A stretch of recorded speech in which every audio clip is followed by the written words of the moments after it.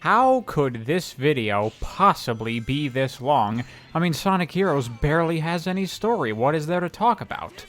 Well, come on now, you should know better than that when it comes to my videos. I'm not just gonna sit here and tell you the things that happen in the story of Sonic Heroes. We're gonna analyze this a little bit more than that, go a little bit deeper, and look into more than just the literal things that occur in Sonic Heroes.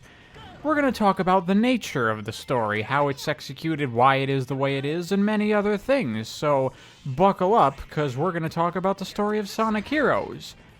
But first, we actually have to talk about Sonic Advance 2. The first two Sonic Advance games have, no story at all, but Sonic Advance 2 does introduce Cream the Rabbit to the series, and she does appear in Sonic Heroes, so I feel it's worth at least touching on this a little bit.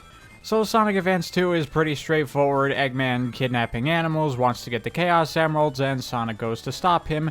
Pretty typical stuff. The only unique wrinkle in the game's story is that he is also kidnapping the more anthropomorphic animals as well.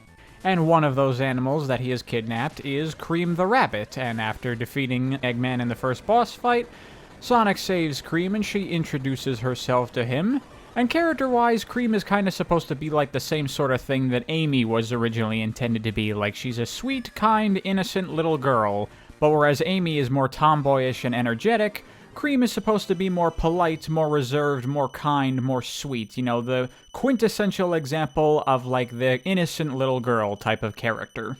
And after Cream thanks Sonic for saving her with a very traditional Japanese-style bow, Sonic heads off, but Cream actually starts to follow after him, as her mother is also in danger by Eggman.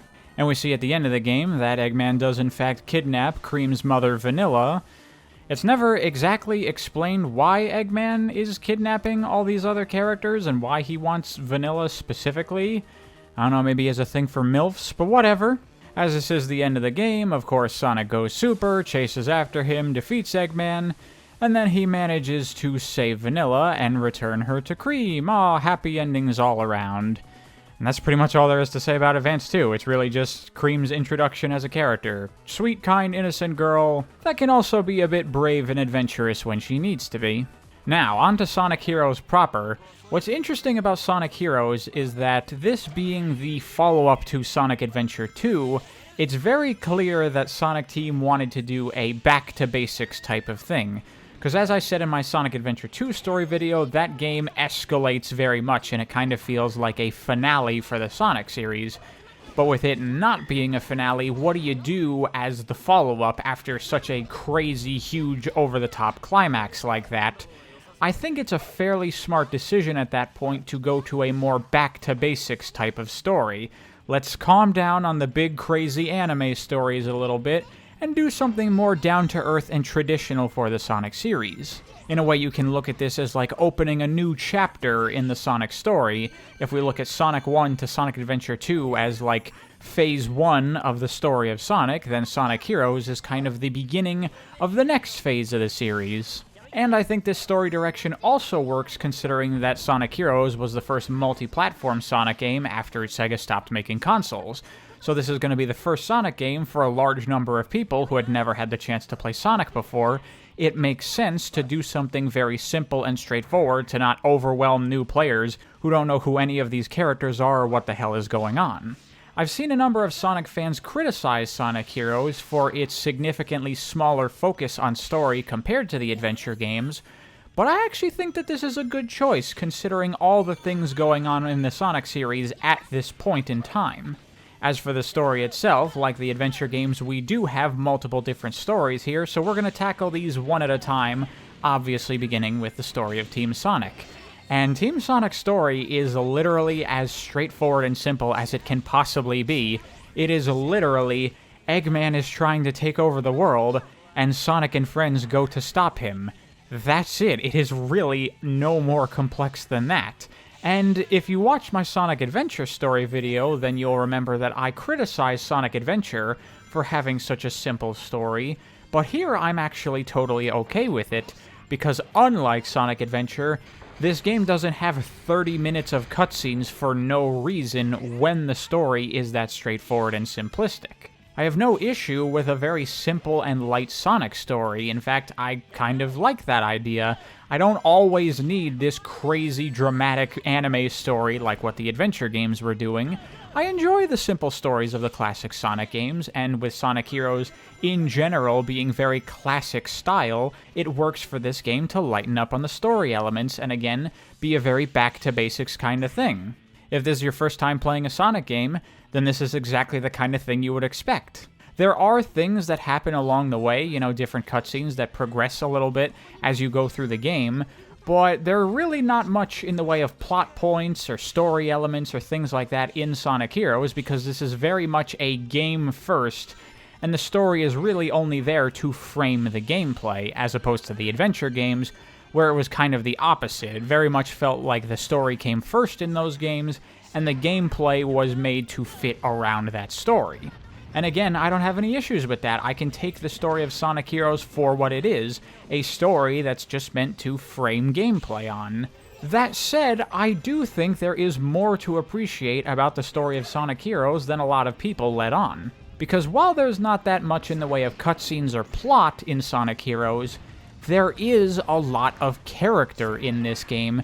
Because you are playing as a trio of characters, they talk to each other a lot while you play through the game, and this is a wonderful way to get lots of really fun character interactions between these characters who we've not really gotten to spend that much time with in the Sonic series so far, because only Adventure 1 and 2 had real stories that let us actually get to feel out their characters. But even then, those games are so focused on their plots that we don't really get a lot of time to just have the characters hang out with each other and let us see their relationships with each other, and Sonic Heroes does give us a very nice glimpse at that kind of thing. As you play through the game and the levels, there are just so many lines of dialogue that the characters are constantly speaking with each other about, and you really get a lot of fun banter and back and forth with the characters. A lot of this stuff is just tutorialization a lot of the time, but there's also a lot of flavor dialogue of the characters just commenting on their current situation or what just happened in the story, and again, it just gives you lots of good opportunities to see these characters talk to each other. I know some people can get very annoyed with the constant blabbing by the characters, but it's much less annoying in Japanese because, quite frankly, the voice acting is a lot better. I find this to be particularly effective because the characters are like my favorite thing about the story and universe of Sonic. I love getting to just have these characters talk to each other and I just get to listen into how they interact. And this is really something that you only get in Sonic Heroes. And the writing of this game I actually think is pretty solid all around. The character interactions are very well done and very true to the characters. This game was also written by Shiro Maekawa, and I think he did a really good job considering what he had to work with. He couldn't write a big, crazy, ambitious plot like he did in the adventure games. He had to conform to the fact that this is just a game, but what he was able to get in was lots of really true-to-character moments that feel really nice.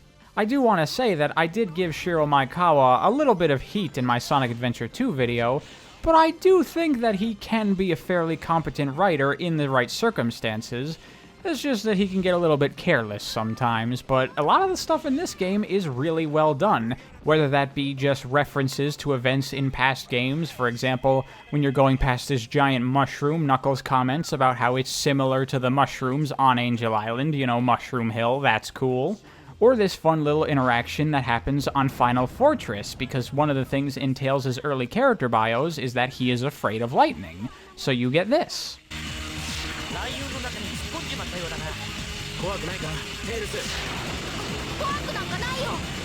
I really appreciate character moments like that.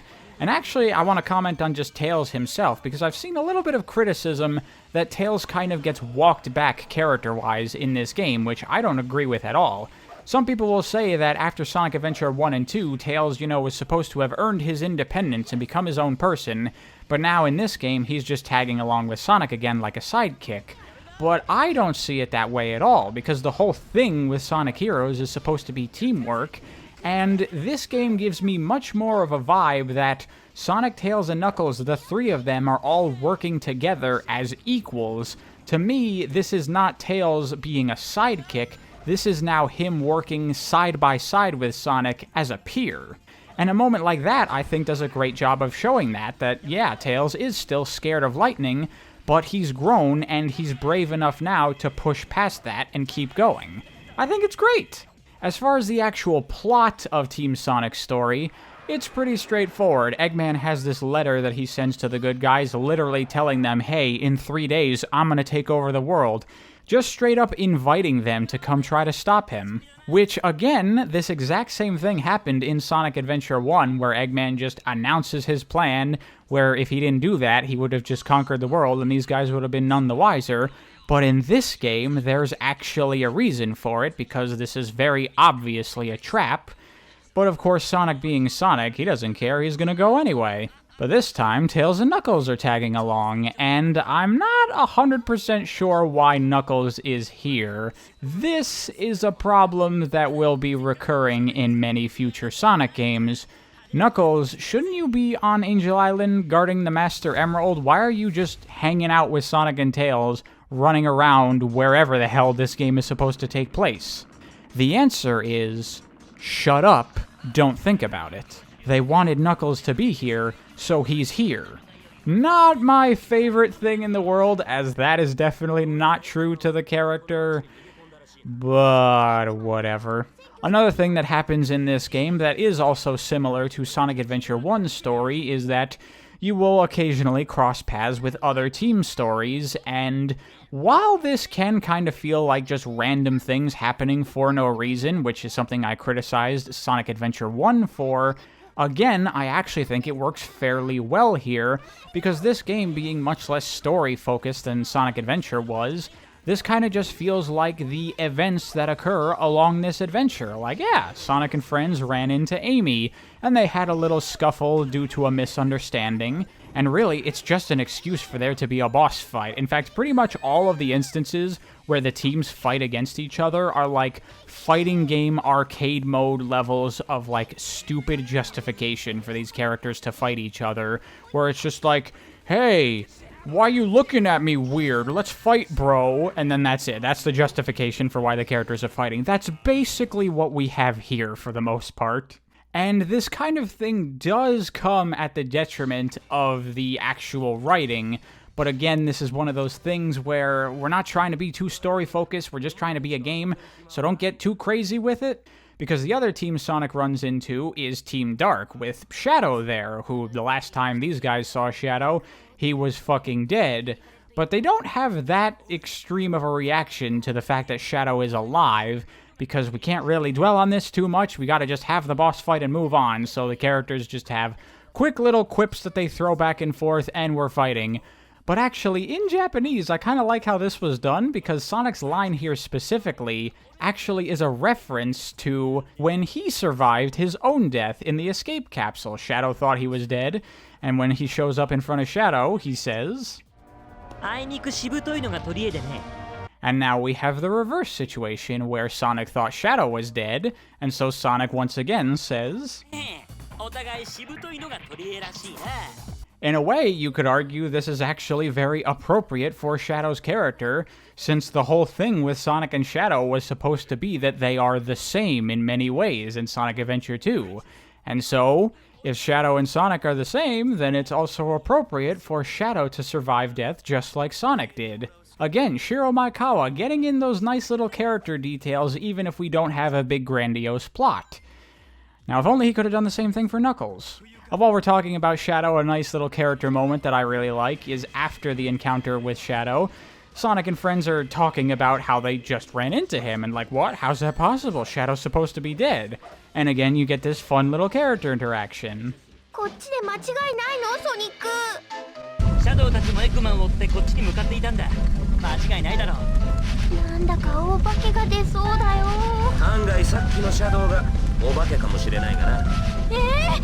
脅かさないでよ、ナックルズ。Again, this is the kind of stuff that I really love, just getting to hang out with these three characters. Oh, and by the way, another thing that I noticed about Sonic Heroes that I think is pretty cool, I don't know if this was 100% intentional, but it kind of feels like, in a way, this game is supposed to kind of pace-wise mimic Sonic 3 and Knuckles a little bit, because halfway through the game, when you get to the 4th zone, Rail Canyon, they kind of make it out to be like the last zone of the game, because Eggman puts up that time limit of in 3 days I'll conquer the world. And at certain points, as you get to different zones, it'll be like, oh, we only have 24 hours left. We only have this much time left. And when we get to Rail Canyon, it's only, oh god, we're running out of time. We got until sunset. We gotta stop Eggman here. So it's kind of like leading to like, this is it. This is the end. This is the finale. This is Eggman's base.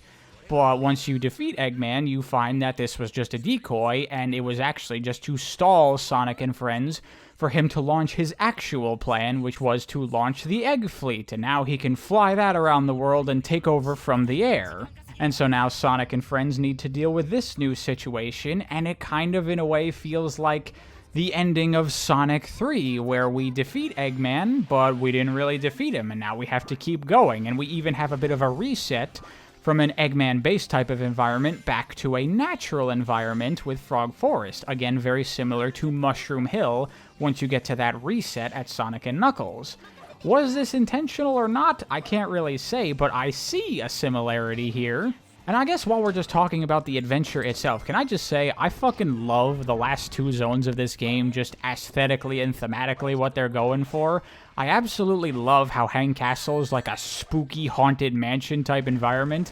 You know, Sonic Team has done a little bit of that kind of like haunted stuff with like Pumpkin Hill and stuff in SA2, but this zone goes full on with it, and I absolutely love it. I love the like Halloween-y, like spooky and horror themed, but very kid-friendly and fun. It's just such a lovely aesthetic. I really love when Sonic Team tries to get spooky with their levels. I wish they did it more.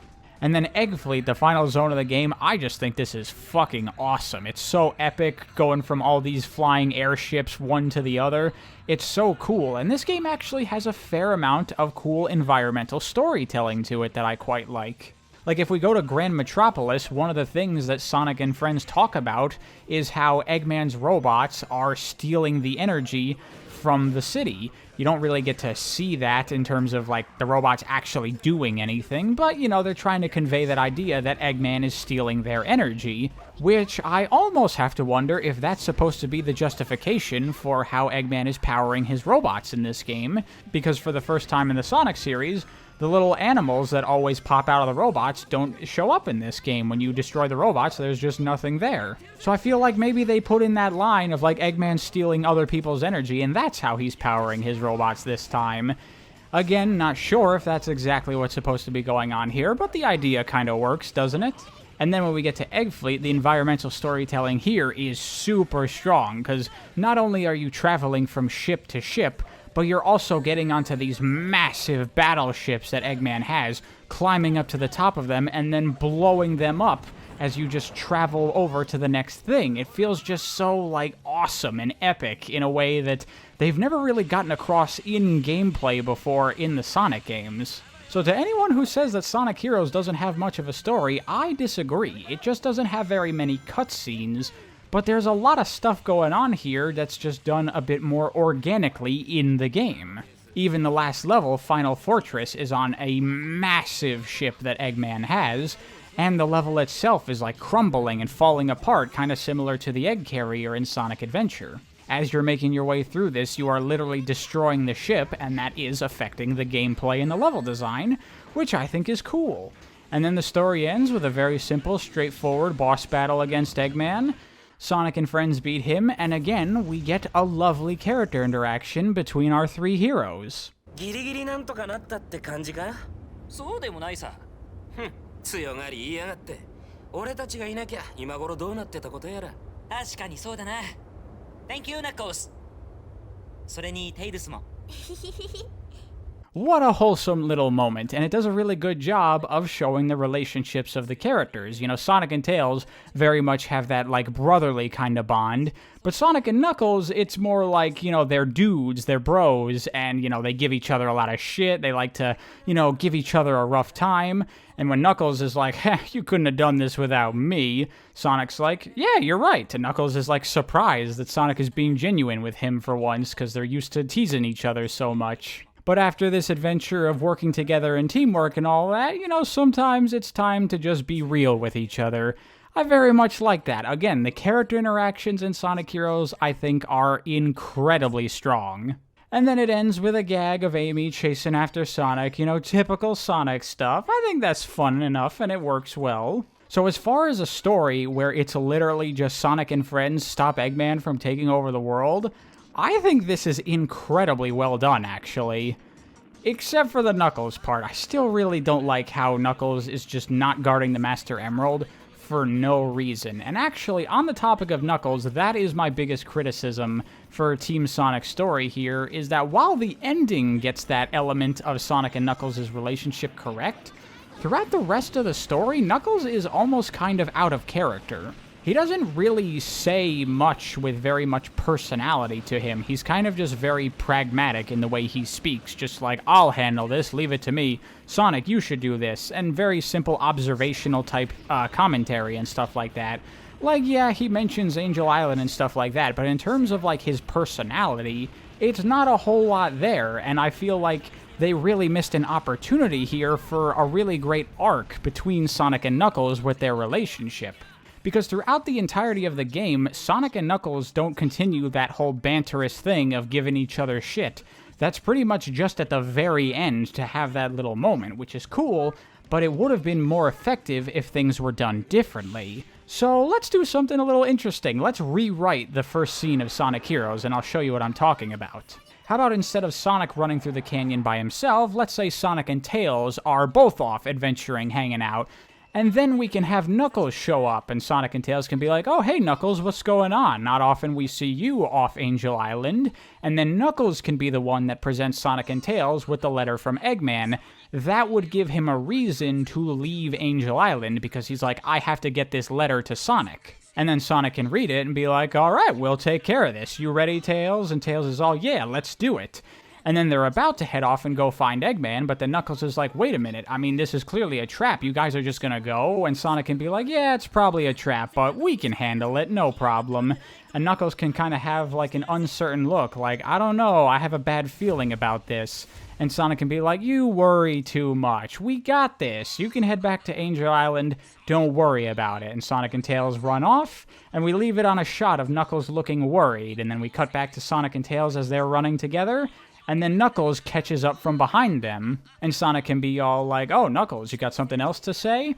And Knuckles can be like, I'm coming too. There's no way you two idiots can handle this on your own. You're gonna need my help. And Sonic can be all like, yeah, we don't really need your help, but if you want to tag along, the more the merrier. And then you can have the trio run off into the distance. Then, over the course of the game, you can have lots of dialogue back and forth between Sonic of them giving each other shit, having that classic Sonic and Knuckles banter. Like, you can have a big group of enemies, and Knuckles will be like, let me handle this. And then after you get past that group of enemies, Sonic can be like, I could have taken care of them myself. And again, vice versa. You can have the same thing, Knuckles saying that, I could have done that. But then over the course of the game, as you get further and further along, you get less and less of that, and more things of Sonic and Knuckles kind of relying on each other, of like, hey, Knuckles, you take care of this, and Knuckles can be like, this is a situation for Sonic. So over the course of the adventure, they start off giving each other a lot of shit, but, you know, as they start relying on each other more and more, they grow more of a bond and get more teamwork kind of in their mentality. And then at the end, you have that moment of Knuckles trying to give Sonic shit once more, and Sonic gives him that genuine thanks, I did need your help for this adventure. Wouldn't that have just worked so much better and been so much more effective? It's not really a criticism for Team Sonic's story, but it is a massive missed opportunity to make it even better than it already is. But the way it is, I still like Team Sonic's story quite a bit, just because you do still get a lot of fun character interactions between the main trio. Now, moving on to Team Dark, this is definitely the most interesting story amongst all of them, because of course Shadow is back, and that itself is something that we have to talk about. Why is Shadow back? And the unfortunate answer to that is simply because he was a popular character, so they wanted to bring him back. That's really it. Which to me kind of really undermines his whole story in Sonic Adventure 2. It kind of makes his whole sacrifice meaningless because he didn't actually sacrifice anything, because here he is again. Shadow was intended to be a one-time character just for Sonic Adventure 2, but he was so popular that they just said, fuck it, who cares, bring him back anyway. but could we have at least gotten a bit of time without the character, so that way when he did come back, it was like, oh shit, the return of Shadow. But they just couldn't help themselves, and immediately in the very next game, Shadow is already back. But it is what it is, so let's just talk about the story. It starts with Rouge infiltrating an Eggman base as she is looking for some treasure of his. And upon breaking into this room, she finds Shadow in some sort of stasis tube. And we also get introduced to a new character here as well. Because immediately, once Rouge frees Shadow from his stasis and he wakes up, he immediately begins taking fire from this new character, E123 Omega, the final robot in Eggman's E100 line, the same line that Gamma was from in Sonic Adventure. And Shadow and Omega are about to go at each other, but then Rouge cuts them off and is like, whoa, whoa, whoa, we don't even know why we're fighting each other. Let's talk it out a little bit. And then we cut for a little bit of a time skip so everyone can explain their situation. In the case of Shadow, he has no idea what's going on because he has amnesia. He doesn't remember anything. And Omega wants revenge on Eggman for locking him in this vault for who knows how long. And of course, Rouge is after some treasure of Eggman's. So these three decide to team up as they all kind of have mutual goals in some way. Shadow wants to figure out why he was in Eggman's base, Omega wants revenge against Eggman, and Rouge wants to find his treasure, so they're all going after Eggman. They might as well work together. And immediately we have a lot to talk about. There's a lot to unpack in this scene. Let's start with Omega, because Omega is such a fucking, weirdly simple and, goofy character. Because he is so vengeful toward Eggman. All he talks about is wanting to destroy Eggman's robots, destroy his machines. Basically anything that Eggman has ever created, Omega wants to destroy it and then kill Eggman to get his revenge. All just because he was locked in a room. I feel like there's probably a lot of story details that are just not here of why Omega was locked in this room in the first place. Maybe he was an Eggman robot that was given, sentience, but then he started to rebel against Eggman, kind of like Gamma. So Eggman just shoved him in that room so he could basically just forget about the problem. Something like that? I don't know. I'm just guessing here. But funny enough, the entire reason Omega exists is because they originally wanted to bring Gamma back for this game, but I presume once they decided to bring back Shadow, they're like, we don't really want to bring back two dead characters, so let's just make a new character that can fill the role of Gamma, because it's ultimately a very similar kind of thing going on here. You have an Eggman robot, an E100 robot no less, that is rebelling against Eggman and trying to destroy his shit.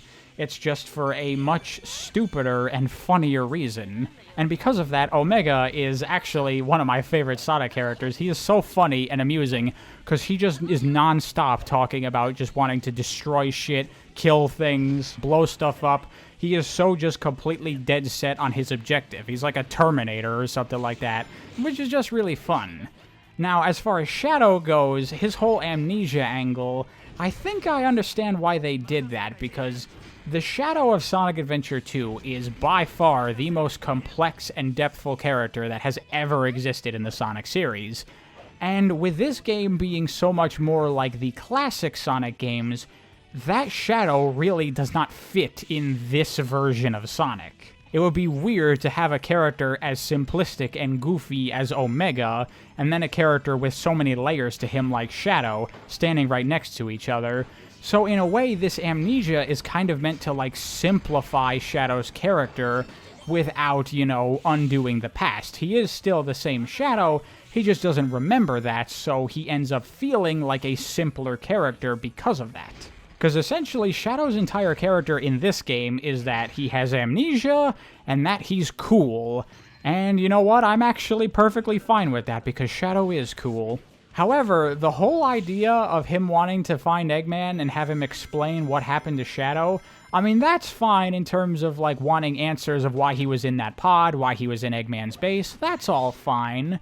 But he also is looking for answers about who he is, obviously. Who am I? Who's Shadow? What's going on?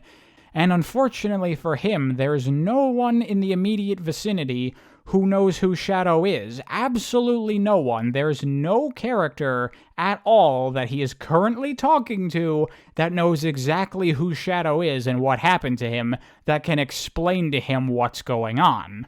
Yeah, a lot of people point out, like, why the fuck doesn't Rouge just tell Shadow who he is and what his past is? It's never addressed in the story, and again, I think this is one of those things of, like, not a story-focused game, don't worry about it. But I think you can kind of figure out a relatively justifiable reason for it, because Rouge has always been a very selfish character that's looking out for herself and her own interests, and she wants to find Eggman to find his treasure.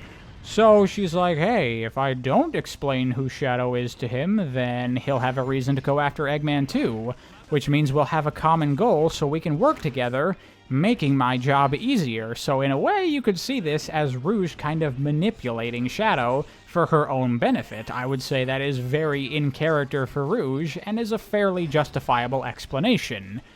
If only there was anything in the game that actually indicated that that was what was going on, because as it is, she just never explains it to him for no known reason. But while the logic of Shadow's story as far as Team Dark is concerned doesn't really work, the character interactions is really where Team Dark shines. Because at the beginning of this story, this team is really not a team. It is 3 individuals that are all out for themselves, and it just so happens to be that all of their goals are aligned with each other, so they decide to work with each other out of convenience. And in the case of Shadow and Omega, you can see when they're doing like the hands together thing, they really do not want to be working together. They clearly do not like each other, obviously because of the very first interaction they had with each other was about to fight each other. And that continues on into the game. The very first cutscene that they have after that is Omega saying, if you get in my way, then I'm going to destroy you, and Shadow being all like, just don't slow me down. Like, it's very clear that these characters do not like each other and are only working together out of convenience. And personally, me, I love, like, villains and anti-heroes just in general. I love characters that are very morally gray and are kind of not really very good and are looking out for themselves, because you get those kinds of fun character interactions like that, where everyone can be all hostile to each other, and it can be really fun, and this is the exact thing I love. And it also works very well to create an arc for Team Dark, which we'll talk about later. But another thing worth mentioning is how I said in the Team Sonic story that it kind of feels like a fighting game story, particularly when the teams clash with each other. And I really do think that that is very appropriate, like that sort of arcade style of story. That's very much what you get with Sonic Heroes, because it's essentially the same story for every team, just different characters going through it, because all of the same events occur. You run into Eggman at Seaside Hill, you fight another team in Grand Metropolis for absolutely no reason. You chase Eggman through the casino, you defeat him at Rail Cannon, it turns out it was a decoy, and he launches the Egg Fleet, then you have to go after him in the Egg Fleet, you go through Haunted Castle, all that stuff. It's the same story framework, but it is just altered depending on the characters of the story and their motivations for trying to go after Eggman. And I kind of like that. I think it works very well, again, for a very gamey-focused Sonic game that's not really too concerned about the story. But there are actually a little bit more story elements going on for Team Dark in particular than any of the other teams, because Shadow is trying to figure out who he is and what his past is. And for some reason, Rouge won't tell him, so anytime you run into Eggman, Shadow is looking for answers, and of course he doesn't get them, and in fact Eggman even tells him, you have no past, which is confusing to us as the audience, because we obviously know Shadow does have a past. So what does Eggman mean by that? Is he just trying to psych Shadow out? What's going on there? But then once you defeat the Rail Canyon boss, you find this Shadow android lying on the floor destroyed, which kind of is like a random plot point that just comes out of nowhere. This would have been more effective if there actually was a Shadow android in the Team Dark version of this boss fight, but there's not, so that destroyed Shadow is just there, and you're like, I don't know where that came from. But whatever, the point is Shadow sees that Shadow robot lying on the floor, and it's kind of meant to question, like, is this actually Shadow, the same one from SA2, or is this just a robot copy of him? Which, again, this is what I was talking about with the simplifying Shadow idea, because that is kind of like the same idea that was going on in SA2, that whole question of whether or not this is the real Shadow. It's once again present in Sonic Heroes, but executed in a different way, due to the amnesia and the fact that Shadow died in SA2. So by doing the amnesia thing, they were basically able to revert Shadow to what he was in SA2 again, to keep him the same character, kind of, while also sort of progressing his story in a way. And also, the whole thing about Team Dark not liking each other, well, we have this moment where Shadow is questioning, who he is or what he is, and Rouge tries to comfort him, kind of showing that they're building a bit more of a bond. Obviously, Rouge has more of a connection to Shadow because she remembers the events of SA2. But even Omega goes through a little bit of a change in the story, because at this moment when they're about to attack Eggman, Shadow is like, Omega, hold off on your revenge for a little bit, let us, capture Eggman so we can question him, and Omega complies with that, which you would think normally he'd go, request denied, must destroy Eggman, but he's actually willing to let Shadow get his answers. And then at the very end of Team Dark's story, after they defeat Eggman, they find out that that was another fake, it wasn't the real Eggman, and Rouge goes to find Eggman's treasure, which, as it turns out, is an army of Shadow androids. And it's meant to imply this idea of, like, if there are all of these Shadows here, then what are the chances that the Shadow that Rouge has been hanging out with is not just another one? But then Omega comes in and he poses the idea to Rouge that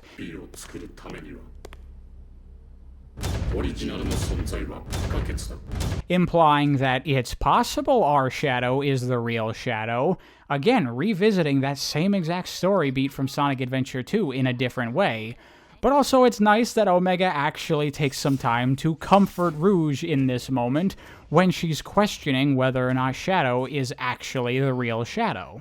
And by the way this was dubbed in English is actually very poorly done, and it was mistranslated, where Rouge says that Shadow is a robot, which is incorrect. She's supposed to be questioning whether or not Shadow is a robot, and whoever was doing the translation just fucked it up. Anyway, we end Team Dark's story on this little banter between Shadow and Rouge. 次はあのハリモグラがいない隙にマスターエメラルドでも頂戴しに行きますか。相変わらず懲りない女だ。何よ、相変わらずって失礼ね。私こう見えても。Team Dark is very much the classic, a group of characters comes together and they're forced to work together due to circumstances, and they don't really like each other at first, but over the course of the journey they bond and get closer, and by the end, they end up being friends. Team Dark is very much a fan-favorite group of characters, and I very much agree with that. I think they have really good chemistry with each other, and they're really fun. The main trio, Sonic, Tails, and Knuckles, they have that very, standard, iconic thing about their group. But with Team Dark, they're a little bit weirder of characters, they're a little bit more out there, yet they still have that kind of close friendship bond, and that's just really fun.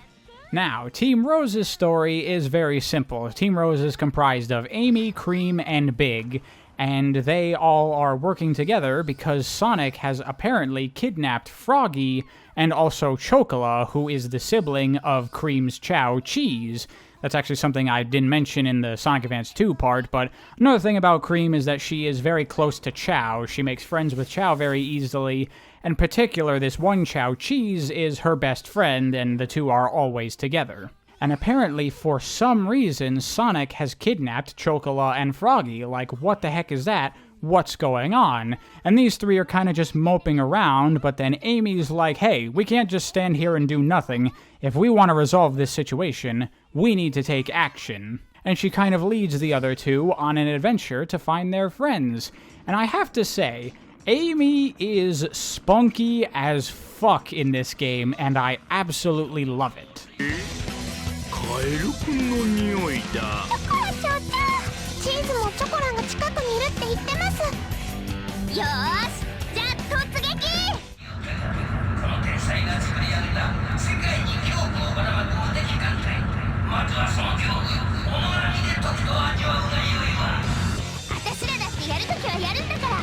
見てなさいよ、ヒゲおやじ。Amy gets a lot of criticism in this game and a lot of future Sonic games for the way that she is written, because she becomes very, Sonic obsessed in a number of Sonic games for a while, and I totally understand that, and I also take issue with that, but I actually think Sonic Heroes is one of the lesser offenders when it comes to this problem, because, it is part of Amy's character that she likes Sonic and she chases him around all the time. But in the case of this game, it's not simply that she's chasing after Sonic because she's all goo goo gaga for him.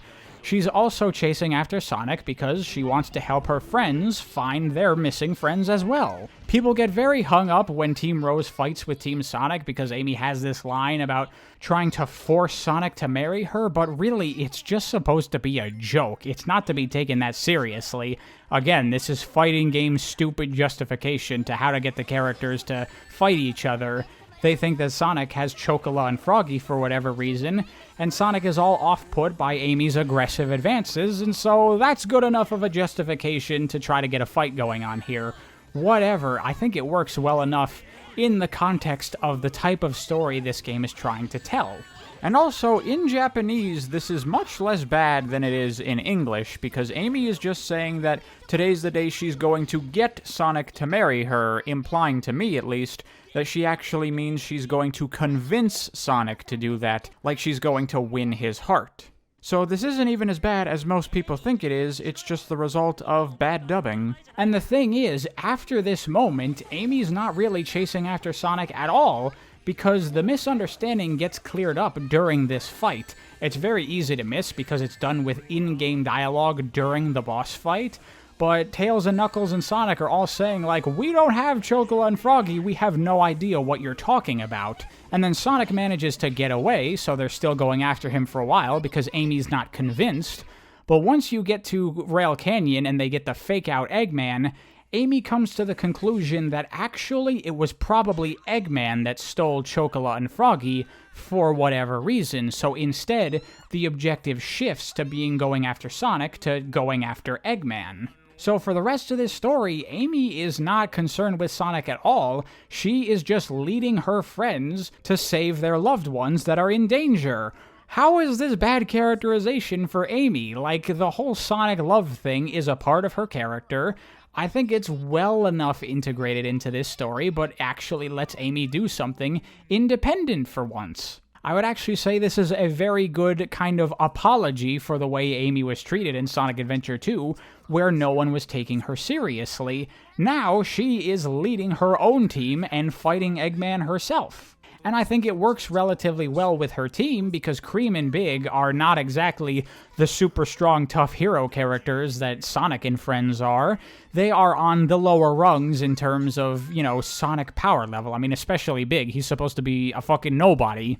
And so they do a pretty good job with the in-game dialogue trying to convey this idea of, like, Team Rose is getting in over their heads.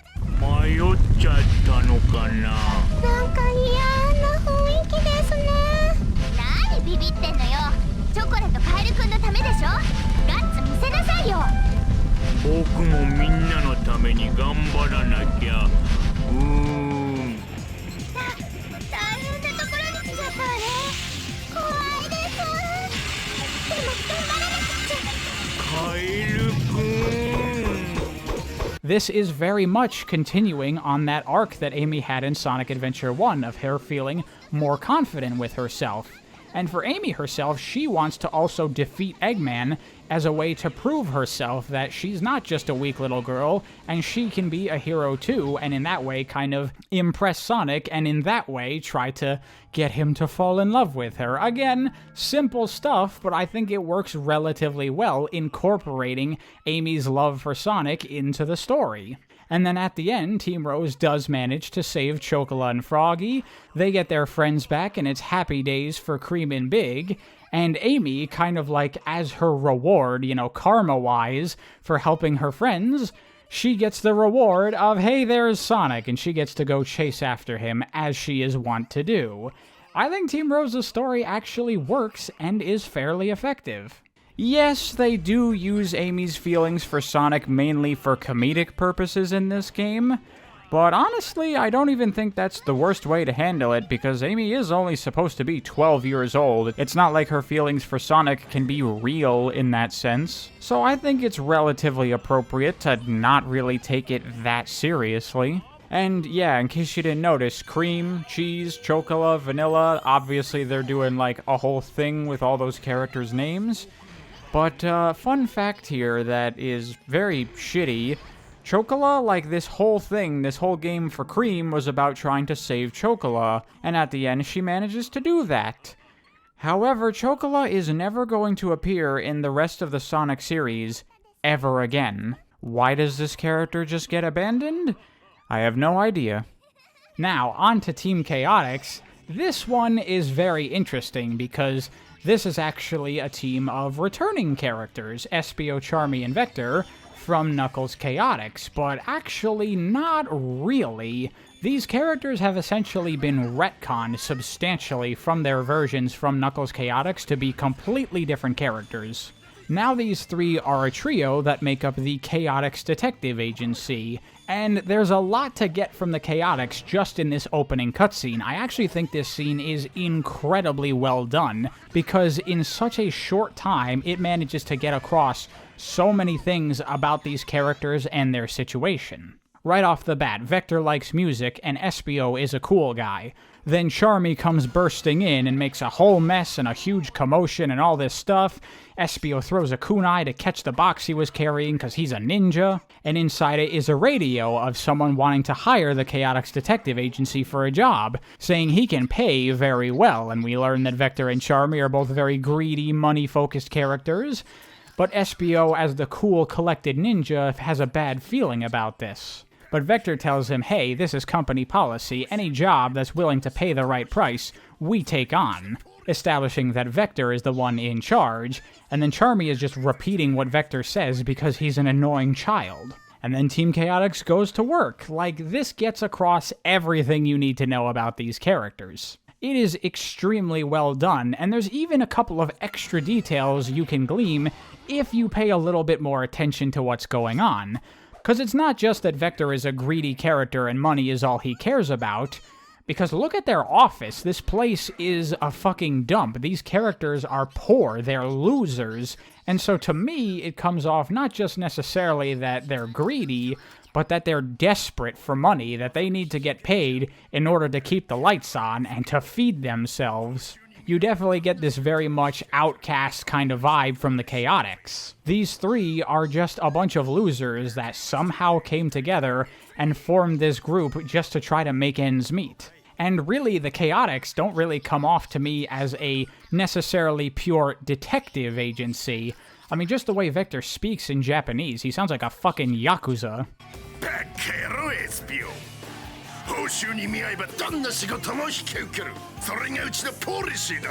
So to me, the Chaotix kind of come across more as a group of almost like mercenaries that'll do any job as long as you pay them correctly. They just so happen to specialize in detective work or something like that. And also another interesting detail about Vector is that while they're clearly poor, as you can tell by their office, he does have that gold chain around his neck, which is obviously meant to be like a show that this character cares very much about money as a sign of wealth. But we know that Vector is poor, so that to me kind of comes off as like a front, like Vector is trying to seem like a very big, important, rich person, like, oh yeah, I'm Vector, I'm the leader of the Chaotix, I'm a master detective, so of course I treat myself to this very fancy bling, when in reality, he's a fucking loser. The Chaotix are like the goddamn Ed Nettie of the Sonic series, and because of that, I absolutely love these fucking characters. They are hilarious. The way they interact with each other and all the stuff they say while you're playing through their levels, they are so funny to me. I love them. Though I have to say, I really don't know what the heck Charmy contributes to the Chaotix, because, like, Vector is the detective and he's also obviously the muscle, and Espio is a goddamn ninja. But Charmy, like, his entire character is just that he is a loud, obnoxious, annoying child. And a lot of people complain about having to listen to Charmy because he is genuinely annoying. But let me tell you, in Japanese, it is so much worse. Yeah, Charmy, a little bit of nails on chalkboard with him. And I really don't understand why the hell Vector and Espio keep him around, but whatever, it adds to that, like, group of rejects kind of vibe, so I like it. And by the way, can I just say, I love Espio. I don't know why, like, he is literally the most one-dimensional fucking character in the universe. His entire character is that he is a ninja. That's it. That is everything that there is to Espio. But he's just so cool. I don't know, maybe I like that he's like the stereotypical ninja character, but the way he's animated and the way he speaks, especially in Japanese, I don't know, he's just so fucking cool. I love him. Like, yeah, Shadow's a cool character. He's got all that layers and depth and all that shit. Who gives a fuck about that? Espio's a ninja. Anyway, as far as Team Chaotix's story goes, it's pretty simple. They get hired by this mysterious client to fulfill a bunch of jobs, and over the course of the story, we have to wonder, who is this client exactly? Because all the things that they're asking for is for them to fight against Eggman repeatedly, fuck over Eggman's plans, meddle with his business, fight him, all kinds of stuff like that. And the Chaotix start to wonder, who exactly is their client? Although they make it pretty fucking obvious who it's supposed to be pretty quickly.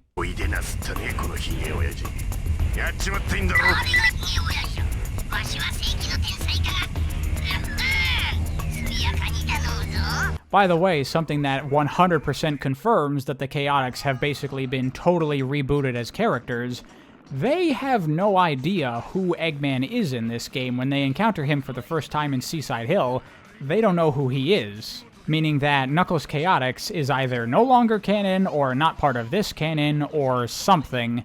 Whatever. I don't really care. And then for the end of the story, after the Chaotix defeat Eggman, quote-unquote, they release their client from his captivity, and of course their client turns out to be Eggman. And Vector managed to figure this out because he's a detective, because, you know, a small child couldn't have figured out what was going on here. And of course the Chaotix are all pissed because Eggman tricked them, but he's like, whoa, hold on guys, I didn't trick you, I'm still gonna pay you after I take over the world. And of course, that's not gonna pay the bills, so the Chaotix give Eggman what for. Again, I love these characters. They go through all these trials and tribulations, doing all this stuff to get paid, and then in the end they don't even get paid because they're fucking losers. But this is actually an important plot detail we need to address going into the last story, the fact that Eggman was in captivity this entire time, because all the different teams have been fighting fake Eggmans? Whatever. So why was the real Eggman in captivity?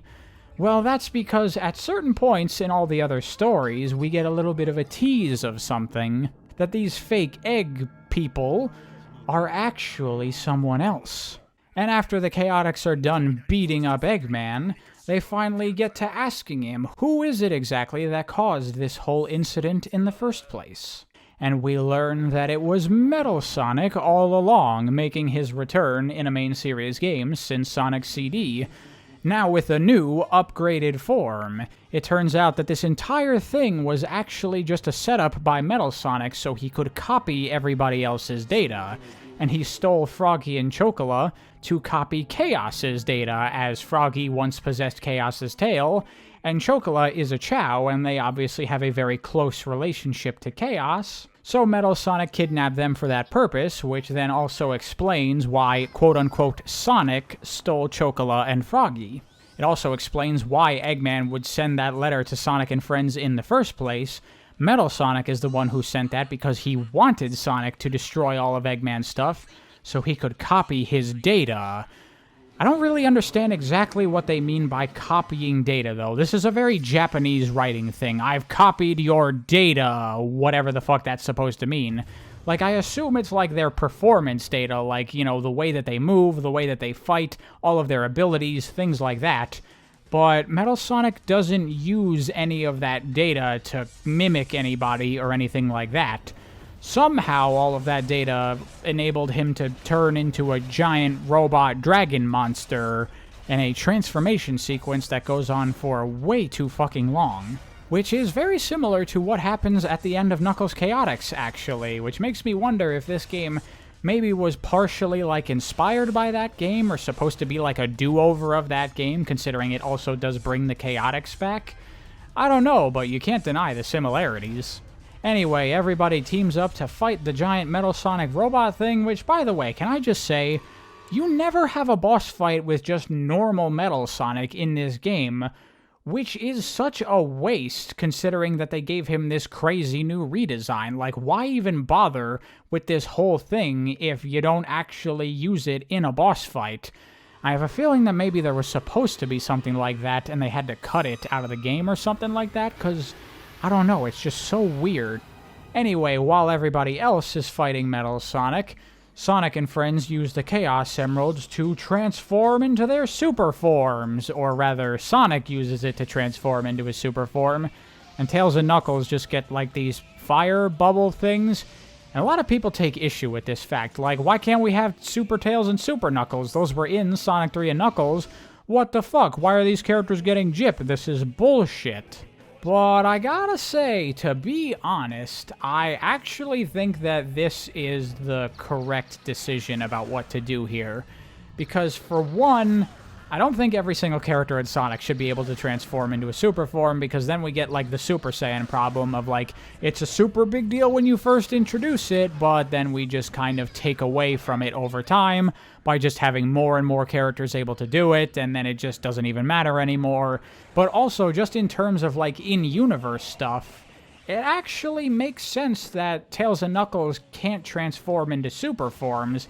I really don't think that, like, Super Tails and Super Knuckles are supposed to be canon. They were just in 3K for gameplay purposes, because Sonic Adventure 2 made a whole big deal about Shadow being able to manipulate the power of the Chaos Emeralds, do Chaos Control, and Sonic can also do Chaos Control, obviously because he can already control the Chaos Emeralds because he can turn Super. And the whole thing with Project Shadow was supposed to be to create the ultimate life form, a being that can wield the power of the Chaos Emeralds. So clearly it's meant to be a very rare ability to be able to control the Chaos Emerald's energy. And, you know, there's just something special about Sonic that enables him to do that, and Shadow was specifically created to be able to control the Chaos Emeralds. So it makes sense that Tails and Knuckles can't do it, because only Sonic and Shadow in-universe can do it, because they're the only ones that happen to be able to control Chaos Energy. It makes a whole lot of sense to me, so the fact that Tails and Knuckles don't get proper super forms, and they get this kind of, like, shared energy kind of equivalent, I think that actually is better for the lore. I mean, you could just, like, make up some BS about how, like, only male hedgehogs can turn super, but, I mean, obviously that's not how it is, because there's already an explanation for it that was established in SA2, and just in general, that would be, like, the dumbest fucking thing. Who on earth would say something like that? Although now that I think about it, there's another problem, basically, for the rest of the series after Sonic Adventure 2, because Sonic learns how to Chaos Control in that game, but he never really does it very much in future Sonic games. Like, Shadow, Chaos Control is his thing. He's doing it all the time. It's used in this game for his Team Blast. He is always using Chaos Control, but Sonic can do Chaos Control too, and he just never does it for no reason. Like, really, Sonic should be using Chaos Control just as much as Shadow does, and he just doesn't. Which is actually funny, because you know who does use Chaos Control in this? Metal Sonic. During the last boss fight, he teleports around using Chaos Control, which I guess he copied that ability at least, so at least he does something using all that data he got. And actually, another thing that's interesting about this game is that Metal Sonic can talk now, and this is where I have to say I really like what they did with Metal Sonic character-wise, now that they've given him the ability to speak, because he's the big bad of this game. What's his angle? What's his motivation? What's the deal? Why is Metal Sonic doing all of this? Why did he imprison Eggman and take over his fleet and try to get all this data to make himself super powerful? What was his goal this whole time? Well, he explains it over the course of the boss fight, and especially his dying words once you defeat him.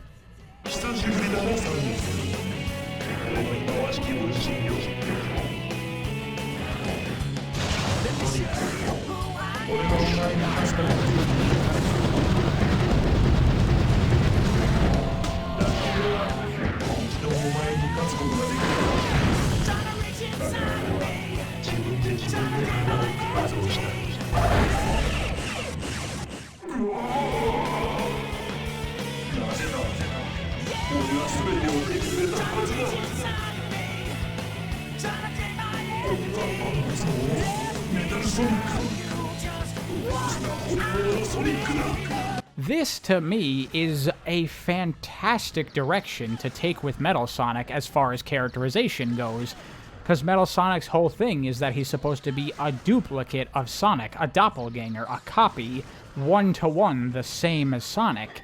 And so giving him this kind of existential crisis about the fact that he is Metal Sonic, he is not his own person, he only exists because Sonic exists, and he only exists to be like Sonic, and then extrapolating that into this idea that Metal Sonic feels like he is not his own person, and the only way he can self-validate himself is if he kills Sonic, because then the thing he's supposed to be a copy of will no longer exist, and him referring to Sonic as the copy and himself as the real Sonic is like his own way of coping with this crisis that he's dealing with. He's trying to convince himself that he is a real person, while at the same time being aware that he is the copy, thus his hatred for Sonic. I think that is an absolutely brilliant direction to take with Metal Sonic, but unfortunately this game is really the only time they ever explore that idea. After this, he essentially goes back to being a basic Eggman robot with no personality. I don't think he really speaks in any future Sonic games, and it's just like, what a wasted opportunity after taking this character in such a cool direction. And it's also unfortunate because this game doesn't really get to explore that idea very much because it's very light on story. Metal Sonic kind of just shows up at the end without very much in terms of setting up what his whole deal is. A massive wasted opportunity for such a cool idea. I really hope at some point in the future we can get back to this idea for Metal Sonic, because I think it has so much potential for great stories with him. And that's pretty much the story of Sonic Heroes. The good guys defeat Metal Sonic and he goes back to his normal form. The end! Happy ending. Everybody goes off in their own different directions, and the day is saved. And I must say, I actually really like the story of Sonic Heroes. It's not that much compared to what was going on in the adventure games, but what is here, in the context of being a very gameplay-focused game and not a story-focused game, I think it's very well done for the most part. There are problems, there are missed opportunities, there are things that could have been done better for sure, but within the constraints of what this game is trying to do, I think Shiro Maekawa did a generally pretty good job, minus a couple of things.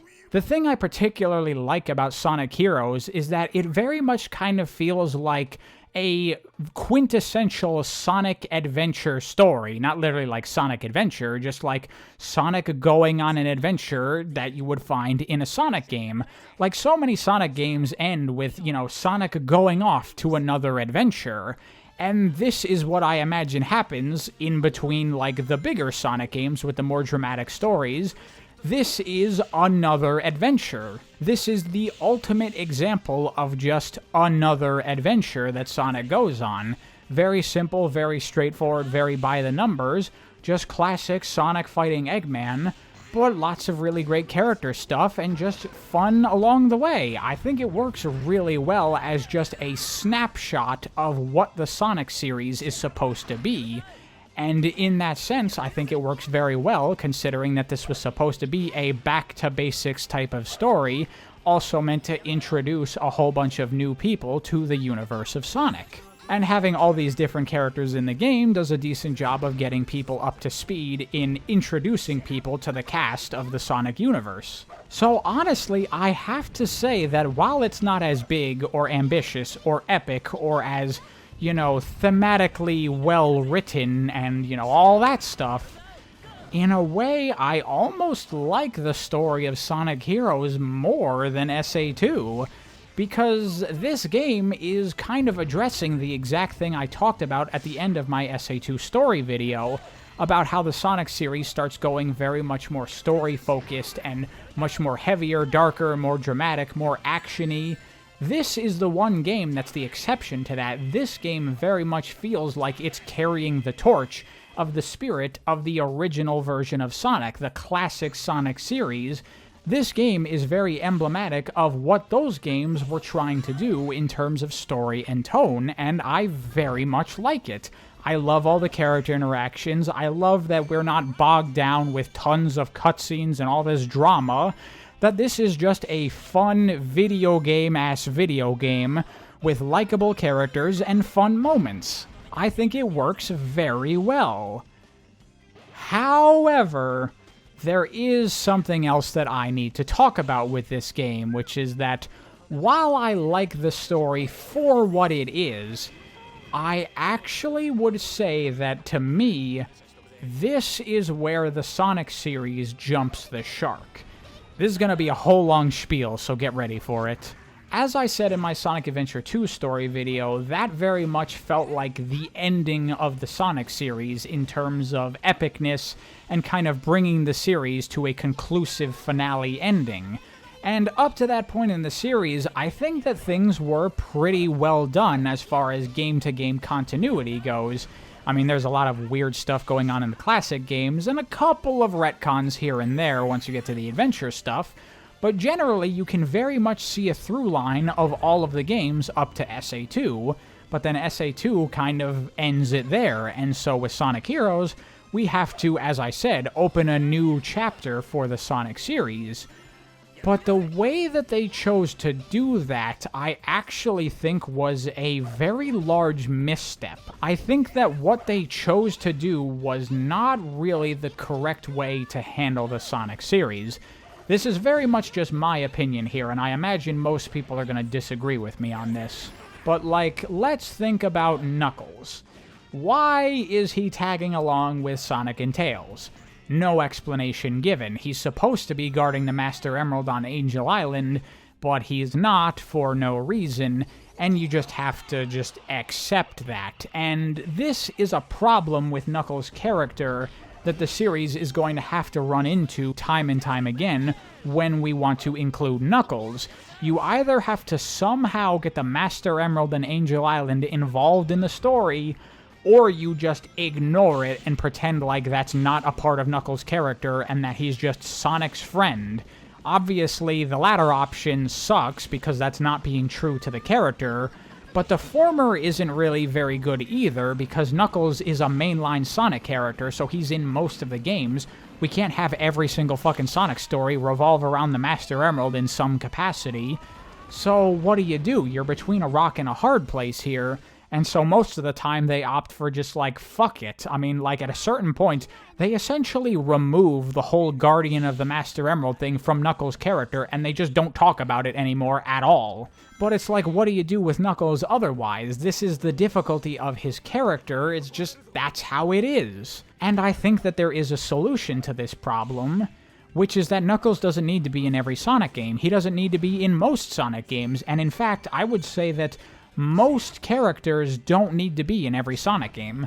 This is what I'm talking about. This is the misstep, because going forward, this is the era when people really complain about too many Sonic friends, and I'm not one of those people. I like the large cast of Sonic characters. I like almost all of them. However, it's the way that they're used that I take issue with, because this series has this issue of characters being quote-unquote Sonic characters, if you understand what I mean. Because Knuckles, for example, his character is that he is the guardian of the Master Emerald on Angel Island. You know, after all the Ancient Echidna stuff that happened with Chaos, obviously the survivors were like, we can't let that happen again, we can't let Chaos get out, we're gonna protect the Master Emerald and ensure that it never falls into the wrong hands. And so Knuckles takes on that duty as the last of his kind, protecting the Master Emerald.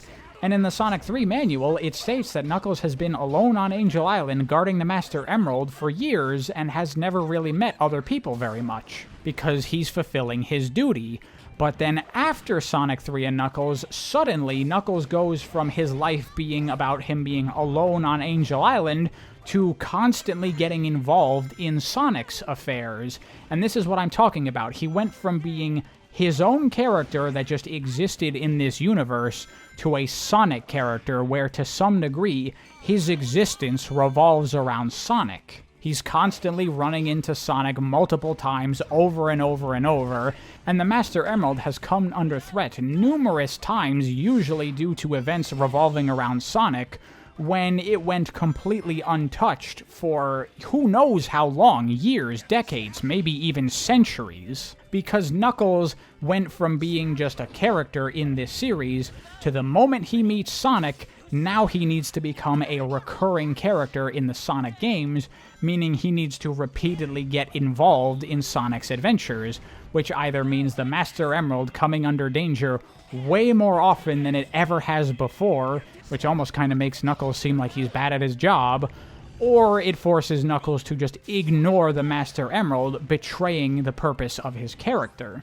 I think the appropriate way to approach Knuckles as a Sonic character and use him correctly is for him to not be there for most Sonic stories. He should be on Angel Island guarding the Master Emerald alone, doing his thing. And that doesn't mean I want Knuckles to just be gone forever and never come back. You can have him getting involved occasionally, every now and then, in certain Sonic games, but he doesn't need to be there every single fucking time. Turning him into a Sonic character and having his life revolve around Sonic is everything wrong about what I think becomes the series' direction going forward, because it ends up morphing so many characters to no longer be what they were supposed to be. Team Rose is a huge example of this issue that I have.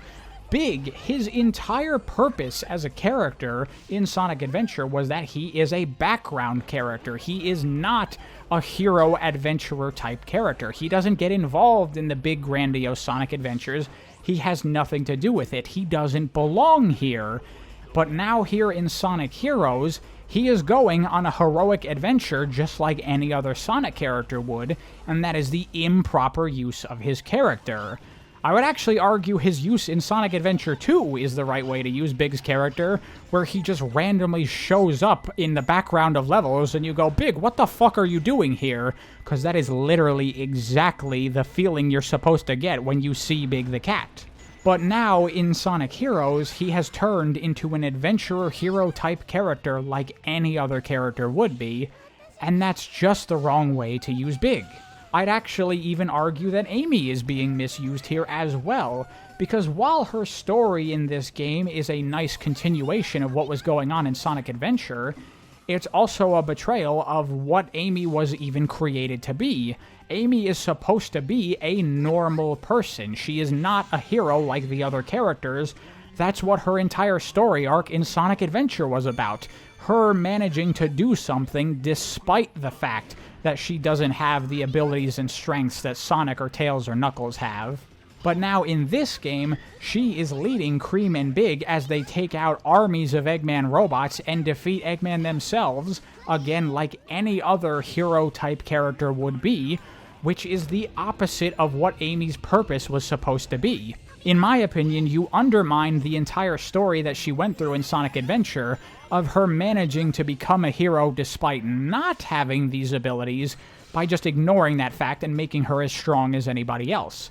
They do address that a little bit by making Team Rose the easy mode, and kind of, as I said, they have that thing of them feeling like they're in over their heads. But the very fact that Amy is able to defeat Eggman, to me, is a very stark change in her character's direction. You could argue this is supposed to be character growth, but I would say that this is a bit too extreme and a bit too fast. There's no getting around the fact that Amy is just not a super fast character, and yet characters like her and Big in this game are able to run through loops and do anything that Sonic can do. And that kind of just is like the Amy dilemma of like, well, you either have to have Amy play kind of crappy because she's slow and weak, or you just ignore that part of her character and make her play like everybody else. What do you do? What's the right way to deal with Amy? And again, the answer to me is that we don't need Amy in every single Sonic game. She can show up every so often and help in her own little small way, and we can slowly build up her character to the point where this kind of thing works better. And as I said, I don't like the whole idea of bringing back Shadow in general because it undermines his character and completely betrays his purpose as well. But that's not to say I think that every character is poorly used in this game. Like Tails, I think he's perfectly fine. He's hanging around with Sonic, going on an adventure with Sonic, exactly like what his character should be. It's not that I don't like Sonic characters and I don't want lots of characters in a game, it's just that I want these characters to be used correctly. Like Rouge, I think that she's integrated perfectly into this game because she is looking out for herself. She's trying to find treasure. She's doing things that are perfectly in character for her. It just so happens to be that this is happening at the same time as everything else going on. And I think the reason that this game is like this is because this is inherently part of the very concept of what this game was supposed to be. It was supposed to introduce newcomers to the world of Sonic. And in development, as it turns out, this game was originally going to have even more characters. It was originally going to have Gamma and Chaos and Mighty and Ray and Metal Sonic all as playable characters on extra teams, as well as Fang, Bean, and Bark from Sonic the Fighters. They were going to be a trio as well. And that is essentially every single Sonic character that existed at this point in the series. So when this game was conceived, they were kind of thinking of it as a, like, everyone is here kind of thing. Every Sonic character that has ever been in a Sonic game before, all in one big adventure. And to me, that fundamentally is against what the Sonic series is supposed to be. Having all these characters get involved in one adventure doesn't really work for me because, as I said, it makes it seem like everybody's lives revolve around Sonic. Just think about this. How many characters in various different Sonic games can you go, "Why are you here?" For example, Sonic 06 takes place in the country of Soleanna, and it is the only Sonic game that takes place in Soleanna. Yet for some reason, Sonic, Tails, Knuckles, Shadow Rouge, Omega, Amy, and Eggman are all there, most of which for different reasons. That is a hell of a lot of coincidences just so we can shove all these characters into this game. But then even something like Sonic Unleashed, which has a much smaller cast of characters, Sonic meets Tails in Apatow in that game. Why is Tails in Apatow? Sonic just randomly lands in Apatow from space, and coincidentally, conveniently, Tails is not very far away. Why? Because Tails' existence revolves around Sonic, and that is not the proper use of the character. To me, the way the Sonic series worked, a better way to do things would be that we continue on the idea of following Sonic on his worldly adventures. If I was to make a comparison to something else, I would say that the Sonic series should be more like Avatar: The Last Airbender, because in that series you have a group of characters that are traveling and they are going on a journey, and along the way they meet characters, they form relationships, whether they become friends or enemies or whatever. And they have many different adventures with these characters along the way, but once the adventure is over, they say goodbye to these characters and they leave to continue on their journey. There are some characters who show up again from time to time when it is appropriate, when they logically just happen to run into the main characters again, whether that be out of coincidence or a proper logical reason for them to be following or meeting up with the main characters. In Avatar, you don't have every single character that has ever been in an episode of Avatar becoming part of the main cast and showing up in every single episode. But that is exactly what happens in the Sonic series. Once Sonic meets someone, then they just coincidentally happen to keep running into him over and over and over again, no matter where he goes. Like, what's the logic of that? Is everyone traveling the world just like Sonic does, and they all just happen to coincidentally be going in the same direction all the time? No, that's stupid. The real reason is because we just don't care about that. We're just shoving in these characters because they are Sonic characters, and that is my issue. In my opinion, the Sonic series could do with being a lot more episodic and having more one-off characters that appear in one game and then never show up again. A lot of people complain that a character like Bark has never reappeared in a Sonic game, but I actually like that. It's just a person in this world that one time Sonic ran into him, and then they never saw each other again, like what happens when you travel the world. But that's not to say you can't have recurring characters, you just have to do it in a way that feels natural and appropriate. The way I see it, there really shouldn't be a cast of Sonic characters. The only character that should show up in every single Sonic game is Sonic. Everybody else is interchangeable with different levels of how frequently they should show up. You can have one-off characters that never return, characters that maybe randomly every now and then can show up, and then characters that will more regularly recur like Tails. To me, that is a more appropriate use of the Sonic universe and all the Sonic characters. This idea of everyone being Sonic characters and that everyone is in every game and that everything revolves around Sonic, I just don't like it. I think it's a very improper use of all of these characters. It betrays their purposes of characters. It betrays their characters themselves and their motivations. There are so many issues that come with trying to have this ever-expanding cast of characters when I actually think it could have been done much better with a drop-in, drop-out sort of cast. So with that, I hope I managed to make my point clear there, and I'm sure most people are going to disagree with it, and that's perfectly fine. This is just my opinion and my kind of wants of, like, the direction I wish they took the Sonic series into, as opposed to the one that they did. But it is what it is, what can you do? For what Sonic Heroes is, I do like the story. I think what they were trying to do, they did well. I just think that what they were trying to do was the wrong thing. And it does have significant ramifications for the future. But that's enough rambling about Sonic Heroes. How on earth did I talk about this game's story for this long? I don't know, but I hope you enjoyed. Thank you for watching. Good night, everybody!